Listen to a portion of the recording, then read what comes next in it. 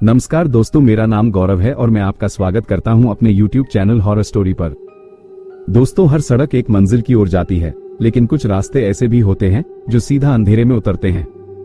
ये कहानी है एक ऐसी ही सड़क की जहां रास्ता मंजिल से ज्यादा खतरनाक होता है।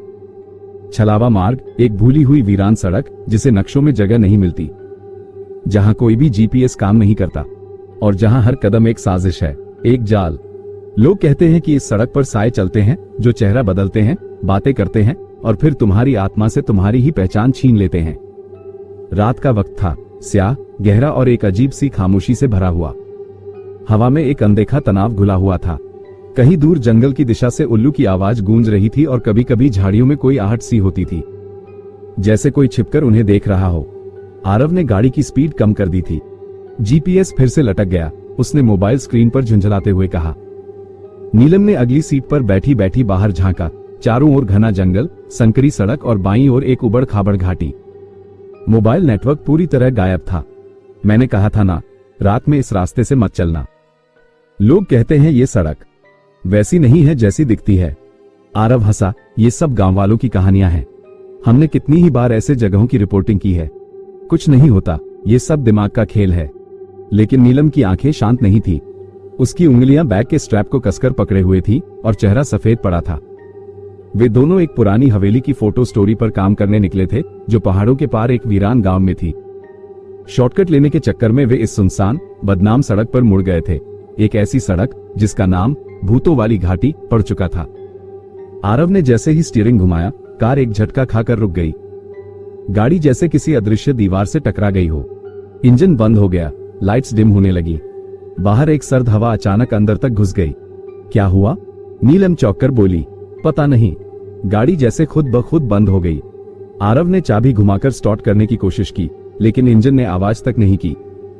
बैटरी जैसे एकदम सूख चुकी थी। तभी नीलम ने ठंड से कांपते हुए धीमे से कहा, आरव, पीछे कोई बैठा है। आरव का दिल एक क्षण के लिए रुक गया। क्या? अभी सीट की खड़खड़ाहट हुई और मुझे किसी के सांस लेने की आवाज आई। आरव ने झटके से मुड़कर देखा। पीछे कोई नहीं था, बस उनका बैग और कैमरा पड़ा था। कुछ नहीं है नीलम, तुम घबरा रही हो। नीलम चुप हो गई, लेकिन उसकी आंखें अब भी पीछे ही थी। फिर अचानक उसकी नजर कार की खिड़की के बाहर गई। सड़क के किनारे एक बूढ़ा आदमी खड़ा था, झुका हुआ, कांपता हुआ, आंखों में अजीब चमक, जैसे बरसों से सोया ना हो। वो देखो, नीलम फुसफुसाई। आरव ने दरवाजा खोला और बाहर निकला। बाबा, क्या आप हमारी मदद कर सकते हैं? बूढ़ा आदमी पास आया। उसके कपड़े गंदे थे, बाल बिखरे हुए और पांव नंगे। उसने आरव की तरफ बिना पलक झपकाए देखा और धीरे से कहा, आज पूर्णिमा है, वो लौटती है हर बार। जलने की बू भी तो आ रही है, तुम्हें नहीं आ रही क्या? आरव के गले में कुछ अटक गया। एक तीखी बदबू हवा में तैर रही थी, जैसे पुराने गले हुए मांस की। क्या मतलब? बूढ़ा आदमी कुछ नहीं बोला, बस हंसा। एक लंबी खींची हुई हंसी जो सीने से नहीं, जैसे किसी और जगह से आ रही थी, और फिर गायब हो गया। एक झपक और वो बूढ़ा कहीं नहीं था। आरव बुरी तरह घबरा गया। आरव के पैरों तले जमीन खिसक गई। उसने आसपास देखा, पेड़, सड़क, धुंध और दूर तक सन्नाटा, पर कोई इंसान नहीं। वो भागकर वापस कार में बैठ गया। कार में बैठते ही नीलम कांपती हुई बोली, फोन, मेरे फोन में किसी का कॉल आया था। क्या? कॉल उठाया और दूसरी तरफ मेरी ही आवाज थी। मैं खुद ही चिल्ला रही थी, वो मुझे ले जाएगी, वो मुझे ले जाएगी। आरव ने झपटकर उसका फोन लिया, लेकिन कॉल लॉग में कोई रिकॉर्ड नहीं था। अचानक घड़ी पर नजर पड़ी। रात के 1:15। घड़ी की सुइयां वही अटक गई थी, और अजीब बात यह थी, नीलम की घड़ी भी यही दिखा रही थी। आरव की सांसें तेज हो गई। सड़क अब और भी लंबी लग रही थी, जैसे उसका कोई अंत नहीं। नीलम ने धीरे से कहा, यह सड़क सही नहीं है। और तभी पीछे से किसी ने कार की खिड़की पर दस्तक दी। ठक ठक ठक। कार की खिड़की पर दस्तक की वह आवाज जैसे नीलम की धड़कनों को रोक रही थी। उसने कांपते हुए धीरे धीरे गर्दन घुमाई और शीशे के बाहर देखा। कोई खड़ा था, या शायद नहीं था। आरव ने तुरंत लाइट ऑन की, लेकिन बाहर सिर्फ खालीपन, घना कोहरा और झाड़ियों में हिलती परछाइयां थी। फिर भी शीशे पर नमी में उंगलियों के निशान उभरे हुए थे। किसी ने अभी अभी वहां से हाथ हटाया था। ये सब हमारा वहम नहीं हो सकता। आरव, नीलम लगभग चिल्ला पड़ी। आरव ने तुरंत दरवाजा खोला और टॉर्च लेकर बाहर निकला। हवा में एक झटका था, जैसे कोई बहुत भारी चीज अचानक पास से गुजरी हो, लेकिन न कोई आवाज न कोई आकृति। उसने झाड़ियों के पास कदम बढ़ाए और तभी एक आवाज पीछे से आई, आरव। वो वहीं रुक गया। पलट कर देखा, नीलम अब भी कार के अंदर थी। फिर ये आवाज कहां से आई? वो ये सब सोच ही रहा था कि दोबारा झाड़ियों से आवाज आई, आरव यहां आओ। यह आवाज नीलम की थी, मगर वो तो कार में बैठी थी, फिर उसकी आवाज झाड़ियों से कैसे आ रही थी? वो दो जगह कैसे हो सकती है? उसका शरीर जैसे जम गया हो। उसने हिम्मत करके झाड़ियों में झांका और वहां देखा कुछ ऐसा जिसने उसकी रीढ़ तक सर्द कर दी। झाड़ियों में एक लड़की बैठी थी, गीले बाल, गंदा लहंगा, आंखें लाल और चेहरा राख जैसा फीका। वो नीलम जैसी ही दिख रही थी। हूबहू। मेरी मदद करो, वो बुदबुदाए। मुझे बचाओ, मैं यहां फंसी हूं। आरव पीछे हट गया। डर के मारे उसके पैर कांपने लगे। तू कौन है? आरव चलाया। वो लड़की उठी और उसकी ओर बढ़ने लगी, मगर उसके पांव जमीन को नहीं छू रहे थे। तभी अचानक किसी ने उसकी कलाई पकड़ ली। यह असली नीलम थी। वहां क्या देख रहे हो आरव? नीलम ने हांफते हुए कहा। आरव ने पीछे देखा, कोई नहीं था। वो लड़की कहीं नहीं थी, बस उस जगह झाड़ियां हिल रही थी। मैंने तुम्हें ही वहां देखा था, आरव ने कहा। नीलम कांप रही थी, लेकिन उसके होंठ सख्ती से बंद थे। उसने कुछ नहीं कहा। वे दोनों कार में लौटे। अब एक दूसरे की आंखों में अजीब सा डर साफ दिख रहा था। दोनों की घड़ियां अब भी 1:15 पर रुकी थी। ऐसा लग रहा था मानो यहां समय थम गया था। ये जगह एक छलावा है, नीलम ने कांपती आवाज में कहा। क्या मतलब? आरव ने पूछा। तुम्हें भी तो अजीब अजीब चीजें दिखाई दे रही हैं। वो मेरी परछाई थी, पर मैं वहां नहीं थी।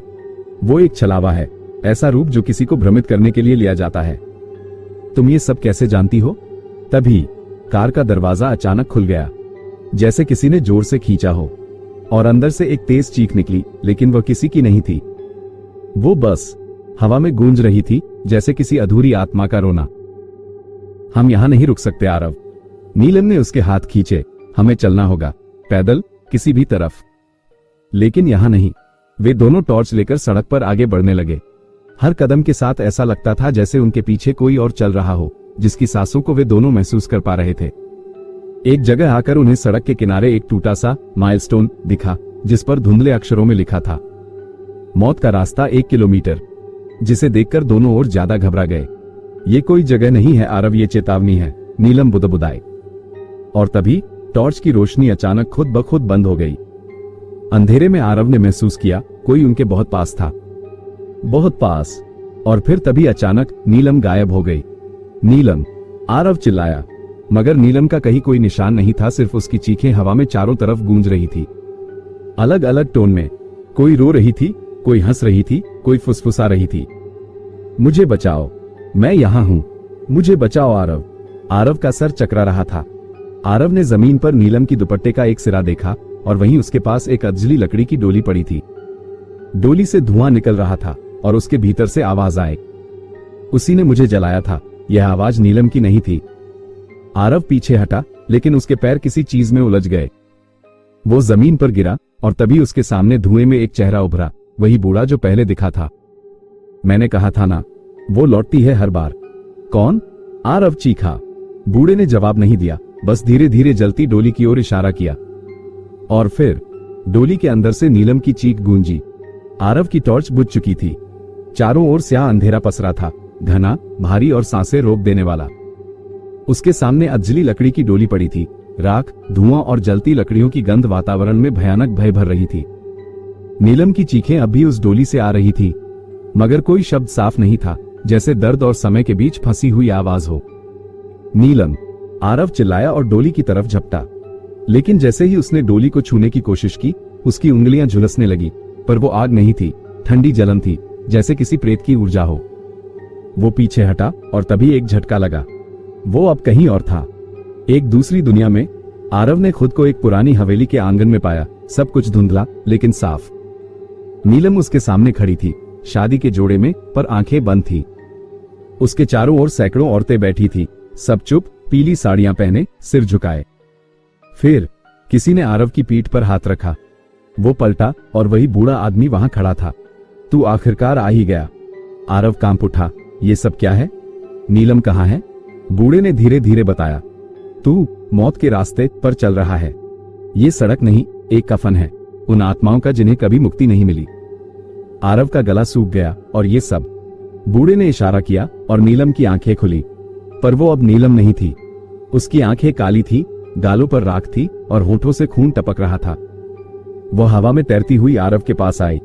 तुम जानते हो तुम क्यों चुने गए? उसकी आवाज अब 3 लेयर्स में गूंज रही थी, एक मासूम, एक रोती हुई और एक राक्षसी। क्योंकि तुम जैसे लोगों को ही तो ये रास्ता बुलाता है, जो सवाल पूछते हैं, जो दूसरों को बचाने की कोशिश करते हैं।